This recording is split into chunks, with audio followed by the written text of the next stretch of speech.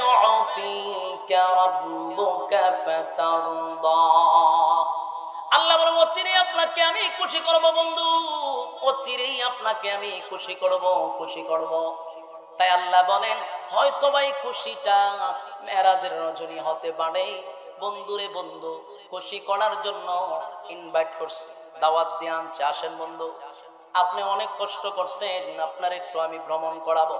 দুনিয়ার কোথাও ভ্রমণ নয় গো, একটা প্রাইভেট কার দিয়া বাইতুল মুকাদ্দাস, সেখানে গিয়া ইমাম বানাইয়া সমস্ত নবীদেরকে আল্লাহ মুসল্লি বানাইয়া নবীর একটা উপাধি দিয়া দিল ইমামুল মুরসালিন। সুবহানাল্লাহ। আরেকটা প্রাইভেট কার দিয়া প্রথম আসমানে নিয়ে গেল, সেখানকার ফেরেশতাদের সঙ্গে দেখা সাক্ষাৎ হইল। এরপরে 2 নাম্বার আসমানে, সেখানেও কথাবার্তা হলো। 3 number, 4 number, 5 number, 6 number, 7 number, সব আসমান গুলাতে সমস্ত ফেরেশতার সঙ্গে নবী কথা বলল। এরপরে ডাইরেক্ট আরেকটা প্রাইভেট কারে নিয়ে গেল একেবারে সিদরাতুল মুনতাহায়।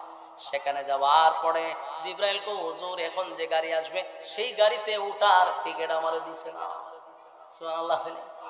একটা টিকিট আছে শুধু আপনার, আমার টিকিট নাই, সুতরাং আপনি এখন চলে যান। পয়গম্বরকে সিদরাতুল মুনতাহা থেকে আরশে আজিম পর্যন্ত নিয়ে গেছে। সুবহানাল্লাহ। সেখানে যাওয়ার পরে আল্লাহ বলে বন্ধু আপনি আসছেন, দুনিয়ার নেতারা দুনিয়ায় ভ্রমণ করে, আমি আপনারে 7 আসমান ভ্রমণ করাবো। 7 আসমান ভ্রমণ করাইয়া বন্ধু জান্নাত জাহান্নাম দেখাবো, জান্নাত জাহান্নাম দেখাইয়া হাউজে কাউসার দেখাইয়া বন্ধুরে আবার দুনিয়ায় পাঠাইছে। ওয়ালা সাউফা ইউতিকা রাব্বুকা ফাতারদা, এটাও একটা কারণ হতে পারে। আল্লাহ বলেন ওয়ালা সাউফা ইউতিকা রাব্বুকা ফাতারদা, এর ব্যাখ্যা পরবর্তী মক্কা বিজয় হতে পারে।